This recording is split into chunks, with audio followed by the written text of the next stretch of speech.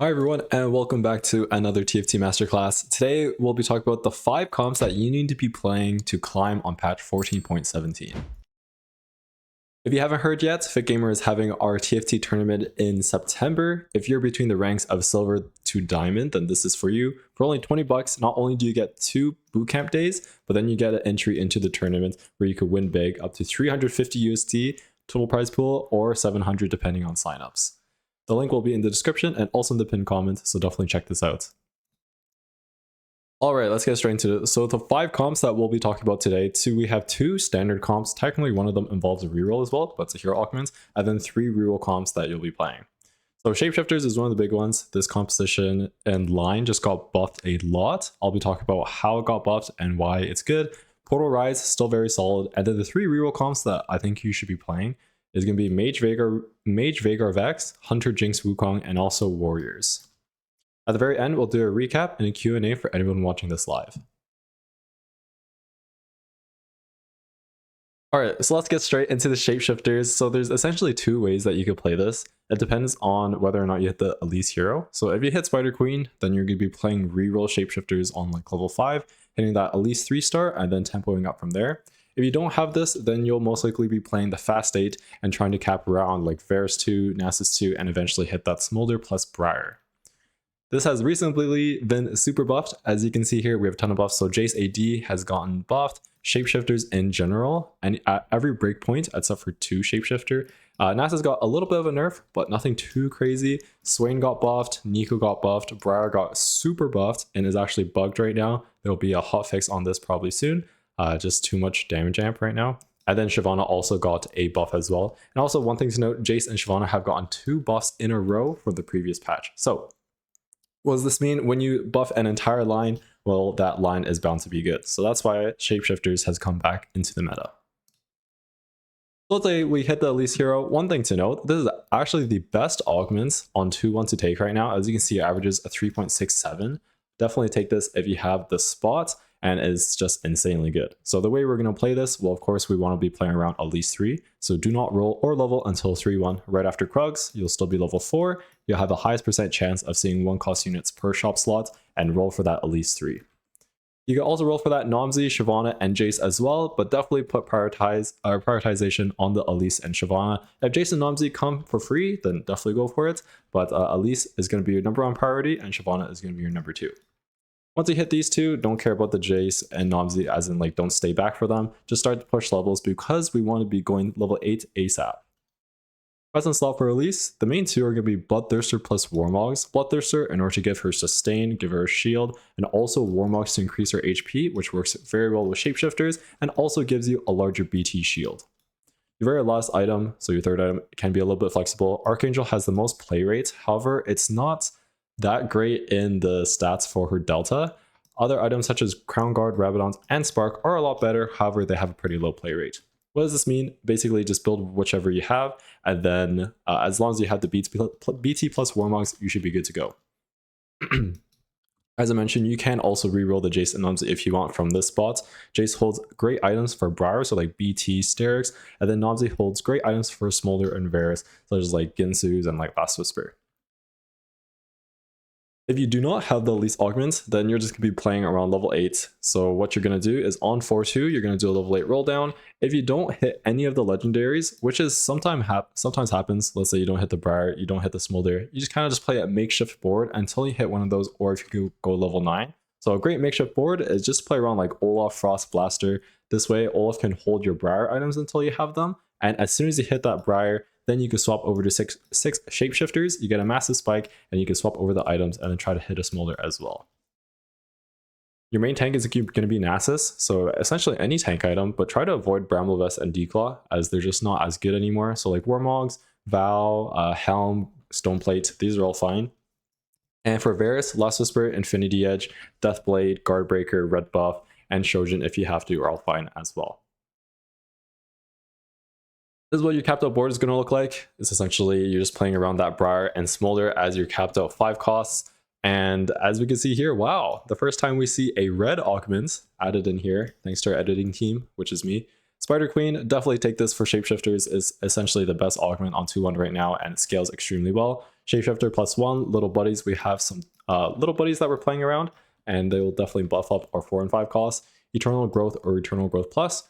Martyr, so healing for a percentage of your HP when you have a lot of HP is great. So Martyr is great in this. Inspiring Epitaph, kind of the same thing as Martyr. Getting a shield for a percentage of your max HP when you have a lot of HP is great. So that's why these two are so good. And same thing with Giant and Mighty, we get an extra 4% health when you have a lot of health. So definitely give this a try if you have the spot. Briar should be hot fixed soon.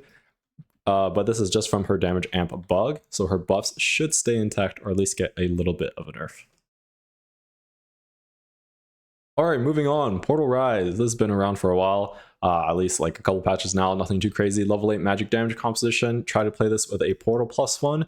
Portal Crown is actually, or Portal Crest is a little bit better than Portal Crown, especially early, because Portal Crown, it gives you a Shojin, and you don't really have a great Shojin portal holder, because you don't want to be putting like Shojin on the Ryze, and you want to wait for like your Nami or Nora for that Shojin. So that's the Portal +1, or from just a tempo AP spot, and then I'll show you what to do if you don't have a Portal +1. This is all going to be magic damage, so make sure you have some sort of shred. As you can see here, previously Ryze with Static Shiv was shivving your own allies.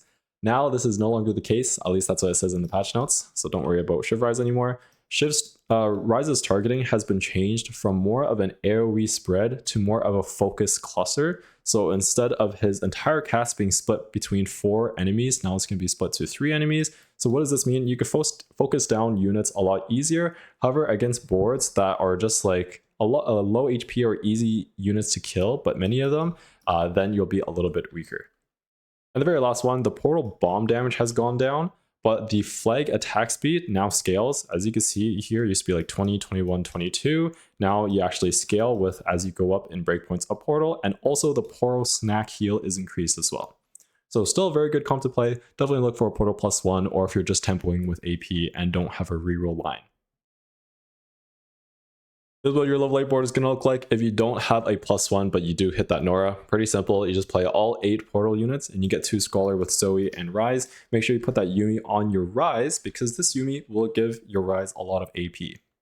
If you do have a +1, then the unit you're going to be dropping is Jace, and you can play around either a Diana, Xerath, or Nami depending on what you have. Very last one, make sure once again you have some sort of shred because we are a full magic damage composition, either Spark on Taric or Shiv on a backline unit. So what happens if you don't have a +1 but you're playing AP? You scout around, Hui is taken, a Veigar is taken, you can't play an AP line, well, or AP reroll line, and then you can play Arcana Ryze. This is what you're going to do. So this is the kind of low roll situation if you don't hit any legendaries. You can still play around 3 Arcana just without that Xerath, and play around 3 mages. In this case, you have to play a Vex, it's fine, but definitely you want to take out the Vex as soon as you hit a Nora. Just play this board, and then once you try to get level 8 or hit a legendary, then you could swap over to here. One thing to note is you need to hit level 9 ASAP. You want to cap around Xerath, Nora, and Diana, and this is super important. So this is what the level 9 board is going to look like. You're going to drop the Taric for Diana because we get 3 portal with Nora anyway. Drop the Vex as well, and then you can play a Xerath, Tahm Kench, Hecarim. These are all great units for this composition, and you want to make sure that you're Arcanaing your Xerath and putting the Signifier on him. Taric items are going to go over to Diana, so that's fine. Diana is just going to essentially be like our main like bruiser tank, and any secondary backline items will go on your Xerath / Nora / Nami, depending on who is 2-starred.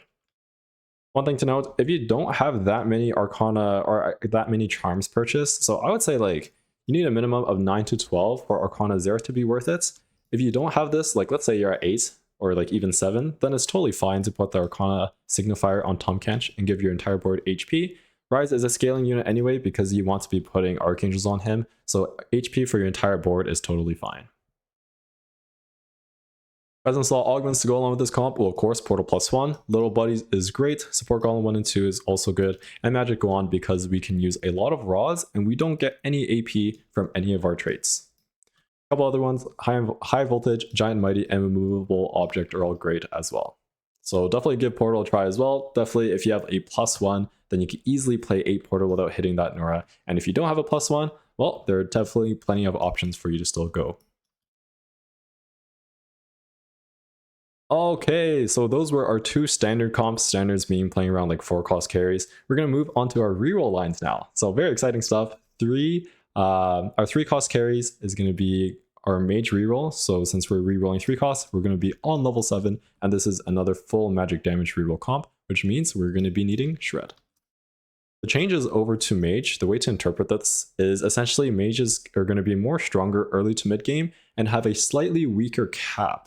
Okay, this 3-star damage doesn't really matter, but it's more so the Veigar AP per charm is going from 3 to 2. However, as you can see here, like 1-star, 2-star is increased, 1-star, 2-star for the shielding is increased as well. Hence, the early to mid game a little bit stronger and weaker late game.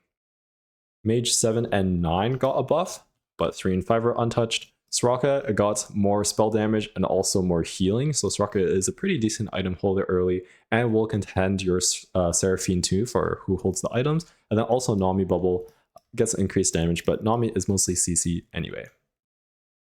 That's a quick intro into this composition. One last thing to note is this is great with econ augments or portals. This is because with Mage, you want to be rerolling almost like every turn for a charm, especially once you're level 7. So getting extra money or having some extra resources will help you out a lot. So let's get into what the level 7 board will look like. Essentially, you're going to be playing around 5 Mage and 3 Honeymancy for your level 7 board. You're going to be rolling, or you're going to be leveling to 7 on either 3, 5, or 4 run, just depending on how the game is. Either you're super rich, either you're like super stable, stage 3, so then you can wait till 4-1, or the opposite, you're not that stable, but you're super rich, so you have to send it on the 3, 5. Very game dependent, but you want to roll through this board and then slow roll once you're at 50 gold for Veigar plus Vex 3. In regards of items, so there were some item changes. A lot of the S tier items got nerfed. So the way you want to be itemizing now is previously you just want to be going like blue buff, Nashers, Rabadons almost always. Now the way you can do it is Shojin and blue buff are quite similar because blue buff got nerfed, but Shojin didn't. You always want Nashers. And then regarding on your third item, so the way to interpret this is Rabadons gives you damage amp, but Jewel Gauntlet gives you crits on your ability, but no damage amp. So if you already have the damage amp from your blue buff, you want to be going for either that crit with Jewel Gauntlet or just another Shojin. Double mana is fine. But if you do not have your damage amp, so you have Shojin as your mana item, then it's fine to go Rabadons that will give you that damage amp. So either Shojin, Nashers, Rabadons, blue buff, Nashers, JG, or blue buff, Shojin, Nashers. The way we're going to cap out this board is eventually you're going to take out the Honeymancy units and then play Arcana. This is going to be your Tahm Kench for still 2 Vanguard and then a Xerath, and then you want to put that Signifier on Xerath. This is what the capped out board looks like, and then you will also replace that mage. Normally it'll be Soraka. Soraka at least gives healing as opposed to Seraphine for a Nora, and then get that Yuumi onto that Veigar. I forgot to mention Vex items. AP Magic Tank Vex items are great. So like Crown Guard, Spark, Helm, Warmogs is fine as well. And then Vow is really good on Tahm Kench to allow him to cast once. And then your healing and excess backline items can either go on the Nami or Nora. Obviously, it goes on the Nami until you have the Nora, but if you have both at the same time, then it just depends on what items you have and who is 2-starred. Presence Law augments to go along with this comp. Practice Partners is great for your mages. All your mages casting, giving each other more mana, which means more cast, which means more mana. Great partners. Mage +1, Magic Wand. So Mage, as opposed to many like AP traits in the past, the Mage does actually not give you that much AP. So getting 18% AP for your entire board is very, very good in Mages because everyone scales with AP. And then also with this rod, we use like 2 rods here for Veigar, and then like we can use many rods for Vex as well. So Magic Wand is great. Prismatic Ticket, Convict Caster, this guy's casting a lot, which is great. Learn to Spell and Crown Guarded are all good as well. Two things actually I want to note here is Spellblades got a heavy nerf. It used to be 170% or 175%, and now I believe it's all the way down to 125 or 120.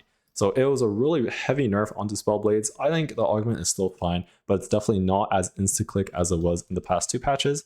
And then one underrated augment is Transfiguration. Because we are rolling so much for charms each round, we will be able to get a lot of components from Transfiguration rather early. So this is a really great composition, caps really high because of the infinite AP from Veigar and the infinite, well, technically infinite true damage from the Xerath charms as well. Okay, so let's move on here. The fourth one we're going to be talking about is the Hunter Jinx Wukong reroll composition.